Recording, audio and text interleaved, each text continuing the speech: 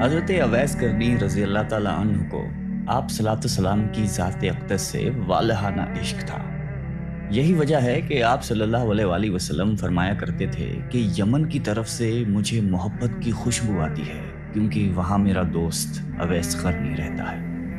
آپ نے فرمایا کہ قیامت کے روز حق تعالیٰ 70,000 فرشتے پیدا کریں گے جن کی اشکال خواجہ اویس کرنی کے جیسی ہوگی، اور ان کے جلوس میں خواجہ صاحب کو بہشت کی طرف لے جایا جائے گا۔ ساری کائنات یہ منظر دیکھے گی مگر کوئی شخص پہچان نہیں پائے گا کہ اصل خواجہ کرنی کون ہے۔ اللہ تعالیٰ نے جس طرح دنیا میں ان کو لوگوں سے چھپائے رکھا، اسی طرح روز قیامت کو بھی ان کو غیر کی نگاہوں سے دور اور محفوظ رکھے گا، کیونکہ حق تعالیٰ کا فرمان ہے کہ میرے دوست میری قبا کے نیچے رہتے ہیں اور اسی وجہ سے ان کو کوئی پہچان نہیں سکتا۔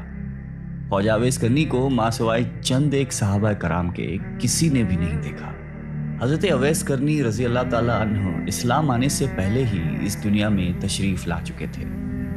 بچپن میں ہی آپ والد کی شفقت سے محروم ہو گئے، اس لیے ان کو بچپن ہی میں محنت مزدوری کرنا پڑی۔ آپ لوگوں کے اونٹ اجرت پر چرایا کرتے تھے اور اس اجرت سے اپنا اور اپنی ضعیف اور نابینا والدہ کا پیٹ پالا کرتے تھے۔ ان کے علاوہ جو تھوڑی سی رقم بچ جاتی تھی ان کو لوگوں میں تقسیم کر دیا کرتے تھے۔ آپ کی زندگی کے شب و روز اسی طرح گزر رہے تھے کہ یمن تک اسلام کے نام لیوا پیدا ہو گئے۔ جب آپ کو اسلام اور آن حضرت صلی اللہ علیہ وآلہ وسلم کے متعلق خبر ملی تو آپ فوراً اسلام لے آئے۔ آپ کے اندر نور ہدایت کی شمع تو خدا نے پہلے سے ہی روشن کر رکھی تھی۔ اعلان نبوت اور اشاعت اسلام نے اس شمع ہدایت کو جلا بخشی۔ آپ رسول اللہ صلی اللہ علیہ وآلہ وسلم کے دیوانے اور شیدائی بن گئے۔ آپ صلی اللہ علیہ وآلہ وسلم فرماتے ہیں کہ اویس قرنی کو اسلام کی دولت سے اللہ تعالیٰ نے خود روشناس کرایا ہے، اور یہ خدا کی رحمت اور فضل کا اعجاز ہے کہ وہ میرا نادیدہ عاشق صادق بن گئے۔ خواجہ اویس قرنی کو قرب رسول اور دیدار حبیب کا بڑا اشتیاق تھا، مگر آپ کو چشم باطنی کے اشارے سے آن حضرت نے مدینے آنے سے روکے رکھا۔ اس کی دو وجوہات تھیں۔ ایک تو خواجہ صاحب کی والدہ ضعیف اور بصارت سے محروم تھی، انہیں اکیلا چھوڑنا ناممکن تھا۔ دوسری، ان پر ہر وقت جذب طاری رہتا تھا، اس وجہ سے آپ صلی اللہ علیہ وآلہ وسلم نے خواجہ صاحب کو حکم دیا کہ آپ ہر وقت میری چشم باطن کے سامنے ہیں، لہٰذا آپ مدینے آنے کی بجائے اپنی والدہ کی خدمت میں ہمتن مصروف رہیں۔ غزوہ احد میں کفار کے حملے سے آپ صلی اللہ علیہ وآلہ وسلم کے 2 دانت شہید ہو گئے۔ تمام مسلمانوں کو اس بات کا بہت صدمہ ہوا، مگر جس عاشق رسول نے اس صدمے کو حقیقی شکل میں محسوس کیا، اس کو دنیا حضرت خواجہ اویس قرنی کے نام سے جانتی ہے۔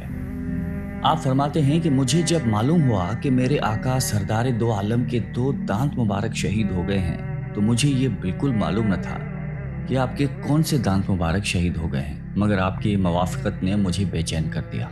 میں نے پہلے ایک دانت توڑا، پھر مجھے خیال ہوا کہ شاید یہ والا دانت نہ ٹوٹا ہو، پھر دوسرا توڑا، پھر تیسرا توڑا۔ غرض یہ کہ جوں جوں جنون موافقت شدت اختیار کرتا گیا میں دانت توڑتا چلا گیا، حتیٰ کہ سارے دانت توڑ ڈالے۔ اللہ تعالیٰ کو اپنے محبوب کے اس عاشق دلگیر کی یہ ادا بڑی پسند آئی اور اس کے لیے کیلے کا درخت پیدا کیا، کیونکہ ٹوٹے دانتوں کے ساتھ سوائے نرم کیلوں کے اور کوئی چیز کھانا ممکن نہیں تھی۔ صحابہ کرام نے آپ صلی اللہ علیہ وآلہ وسلم سے وقت وصال پوچھا کہ آپ کا خرقہ ہم کس کو دیں؟ آپ نے فرمایا کہ اویس قرنی کو۔ اس مقصد کی بجاوری کے لیے سیدنا حضرت عمر فاروق رضی اللہ تعالیٰ عنہ اور حضرت علی مرتضیٰ کوفہ تشریف لے گئے اور جمعہ نماز کے خطبے میں کہا، مسجد میں نجد سے تعلق رکھنے والے جتنے لوگ ہیں سب کھڑے ہو جائیں۔ چنانچہ اہل نجد کھڑے ہو گئے۔ ان سے پوچھا گیا کہ شہر میں کوئی اویس قرنی نام کا شخص ہے؟ سب نے جواب دیا کہ ہم اویس قرنی سے بالکل شناسا نہیں ہیں۔ ہاں، البتہ ایک دیوانہ ہے جو لوگوں سے بیزار ہو چکا ہے اور ہر وقت ویرانوں میں رہتا ہے اور آبادی کی طرف بالکل نہیں آتا۔ حضرت عمر اور حضرت علی نے کہا کہ وہ کہاں ہے، ہمیں اس سے ملواؤ۔ عرض کی گئی کہ وہ وادی ارنا میں اونٹ چراتا ہے اور رات کو روکھی سوکھی کھا کر سوتا رہتا ہے، کسی سے بات نہیں کرتا۔ وہ کھانا جو ہم لوگ کھاتے ہیں اس کو پسند نہیں کرتا، لوگوں کو خوش دیکھتا ہے تو روتا ہے، اور جب لوگوں کو روتے ہوئے دیکھتا ہے تو خوش ہوتا ہے۔ جب حضرت عمر اور حضرت علی وادی ارنا میں پہنچے تو انہوں نے دیکھا کہ خواجہ اویس قرنی نماز ادا کر رہے ہیں۔ और उनके ऊँटों को फरिश्ते चरा रहे हैं। जब ख्वाजा अवैस नमाज से फारिग हुए तो हज़रत उमर ने आपको अस्सलाम वालेकुम कहा। जवाब मिला वालेकुम अस्सलाम। हज़रत अली ने आपसे नाम पूछा। जवाब दिया कि मेरा नाम अल्लाह का बंदा है। हज़रत उमर ने कहा कि अल्लाह के बंदे तो हम सब हैं, आप अपना ख़ास नाम बताइए। ख्वाजा साहब बोले कि मेरा नाम अवैस है। हज़रत उमर ने उनका हाथ पकड़कर वो निशान देखा जिसके मुतालिक हज़रत सल्लल्लाहु अलैहि वसल्लम ने ज़िक्र फरमाया था कि वो निशान अवैस की शनाख्त की अलामत होगा। हज़रत उमर ने जब वो निशान अलामत ख्वाजा अवैस के हाथ पर देखा तो उनके हाथ को बोसा दिया और कहा कि ए अवैस क़रनी, रसूलुल्लाह सल्लल्लाहु अलैहि वसल्लम ने आपको सलाम भेजा है और साथ ही ये मरका भी इनायत फरमाया है और वसीयत फरमाई है कि आप उम्मत मोहम्मदिया की बख्शिश के लिए दुआ करें। ख्वाजा अवैस करनी ने फरमाया कि ए उमर और अली, आप लोग हज़रत सल्लल्लाहु अलैहि वसल्लम के रफ़ीक़ ख़ास हैं और मुझसे अव्वला हैं। दुआ तो आप लोग करें क्योंकि आपका मर्तबा खुदा की दरबार में बहुत बुलंद है।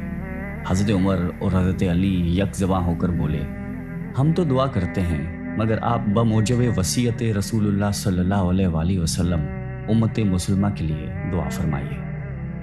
ख्वाजा अवैस करनी ने फिर कहा कि ए उमर और अली, आप गौर कर लीजिए, शायद मैं वो अवैस ना हूँ, वो कोई और हो जिसका जिक्र महबूब खुदा ने फरमाया हो। हज़रत उमर फ़ारूक ने फरमाया कि ए अवैस, रसूलुल्लाह सल्लल्लाहु अलैहि वसल्लम ने आपके मुतालिक 2 निशान बताए थे और वो दोनों निशान आपके पास मौजूद हैं, लिहाजा हमारी पहचान, शनाख्त और पहुँच बिल्कुल दुरुस्त है। ख्वाजा अवैस ने हज़रत उमर और हज़रत अली से कहा कि लाइए वो खिरका मुझे अता कीजिए ताकि मैं हस्बे हुक्म आका दुआ करूं। जब उनको खिरका दिया गया तो हज़रत उमर और हज़रत अली से कुछ फासले पर चले गए और ज़मीन पर सजदा रेज़ होकर बारगाह इलाही में अर्ज़ की कि ए खुदावंदे आलम, मैं उस वक्त तक ये खिरका न पहनूंगा जब तक तू सरकार दो आलम की सारी उम्मत को मेरी सिफारिश पर बख्शिश न दे देगा, क्योंकि पैगंबर इस्लाम ने ये मरका मुझे अता किया है और फ़ारूक और मुर्तज़ा ने मुझ तक पहुँचाने के फ़राइज़ अंजाम दिए हैं। अब तेरा काम है, तू मेरी दुआ सुन ले और कबूल कर ले। अल्लाह ताला ने फरमाया कि अवैस, हमने तेरी दुआ की बरकत से चंद लोगों को तेरी सिफारिश पर बख्श दिया है। आपने फिर अर्ज़ की, या बारी ताला, जब तक तू सबको नहीं बख्शेगा मैं ये खिरका नहीं पहनूंगा। निदा आई, मैंने कई हज़ार फ़र्द बख्श दिए। अर्ज़ की, मौला, मैं सबको बख्शवाना चाहता हूँ। अभी ये कह सुन चल रही थी कि हज़रत उमर और हज़रत अली आपके करीब चले गए। आप दोनों को ख्वाजा अवैस करनी ने कहा कि आप लोग यहाँ क्यों आ गए हैं? मेरा और खुदा का सिलसिला जारी था। आप लोगों की आमद न होती तो मैंने उस वक्त तक ये खिरका नहीं पहनना था जब तक अपने आका की सारी उम्मत को न बख्शवा लेता, और मुझे पूरा यकीन था कि हक़ ताला ने मेरी सिफारिश पर हुजूर सल्लल्लाहु अलैहि वसल्लम की उम्मत के हर फर्द को बख्श देना था। मशहूर सहाबी हज़रत रब्बी रज़ी अल्लाह ताला अन्हु कहते हैं कि जब मैं ख्वाजा अवैस करनी की ज़ियारत को गया तो मैंने उन्हें फजर की नमाज में मशगूल पाया। नमाज से फारिग हुए तो अपने दुरूद व वज़ाइफ में मसरूफ़ हो गए, यहाँ तक कि ज़ोहर का वक्त आ गया। फिर ये कि बाद दीगर तमाम नमाज़ों और ज़िक्र इलाही में ऐसे मगन हुए कि सारी रात गुजर गई। मैं उनका बगौर मुशाहिदा करता रहा। इस तरह 3 दिन गुजर गए। मैंने देखा और हैरान रह गया कि इन 3 दिन और रातों में हज़रत ने न कुछ खाया न पिया, बल्कि इबादत में मशगूल रहे और लम्हा भर के लिए भी आराम नहीं किया। चौथी रात आप थोड़ी देर के लिए सोए और कुछ खाना भी खाया। फिर इस्तग़फ़ार करने लगे कि या इलाही, मैं तुझसे पनाह मांगता हूँ, मैं नींद और भूख के गलबे में मुब्तला हो गया। हज़रत रब्बी कहते हैं कि ख्वाजा अवैस करनी ने रातों की तकसीम की हुई थी। एक रात में सजदा करते तो पूरी रात सजदे में ही गुजार देते, और अगर रुकू करते तो शब भर रुकू की हालत में रहते। किसी रात को क़याम में ही बसर करते। ग़रज़ ये कि हर रात को दूसरी रात की तरह जिंदा रखते थे। ख्वाजा अवैस करनी रज़ी अल्लाह ताला अन्हु को हज़रत उमर ने पैगाम भेजा कि अगर आपकी इजाज़त हो तो कूफा के गवर्नर को लिखूं कि वो आपका ख़ास ख्याल रखे। ख्वाजा साहब ने जवाब दिया कि मैं खुसूसियत के साथ ज़िंदगी बसर करने के सख्त खिलाफ हूँ। मेरा हाथ हाजत रवा के हाथ में है। मुझे तो बस याद इलाही से ग़रज़ है, वो मैं कर रहा हूँ और कोई चीज़ दरकार नहीं। उसके बाद आपने कूफा भी छोड़ दिया और किसी और इलाके में निकल गए जहां आपको कोई तलाश न कर सके। ایک دفعہ کا واقعہ ہے کہ حضرت اویس کرنی کو آپ صلی اللہ علیہ وسلم کے دیدار کا شوق اس قدر پیدا ہوا کہ انہوں نے مدینے آنے کا ارادہ کیا۔ اب ادھر انہوں نے ارادہ کیا، ادھر آپ صلی اللہ علیہ وسلم کو کسی غزوہ میں شرکت کرنے کے لیے مدینے سے باہر جانا پڑا۔ لیکن آپ صلی اللہ علیہ وسلم نے حضرت عائشہ سے فرمایا کہ میرے جانے کے بعد شاید کوئی مہمان آئے، اگر وہ یہاں آئے تو اس کی خوب خاطر مدارت کی جائے اور ہر طرح سے خیال رکھا جائے، کیونکہ وہ بڑا ہی پارسا انسان ہے، اور میرے آنے تک اس کو روکنے کی کوشش کی جائے۔ اگر وہ نہ رکنا چاہیں تو مجبور نہ کیا جائے، مگر اس کی شکل و صورت یاد رکھی جائے۔ یہ ہدایت دے کر رسالت مآب خود تو غزوہ میں شرکت کے لیے روانہ ہو گئے۔ بعد میں خواجہ اویس کرنی مدینہ تشریف لائے۔ ان کو جب پتا چلا کہ حضور سرور کائنات اس وقت مدینے میں نہیں، تو انہوں نے اسی وقت واپسی کا فیصلہ کیا۔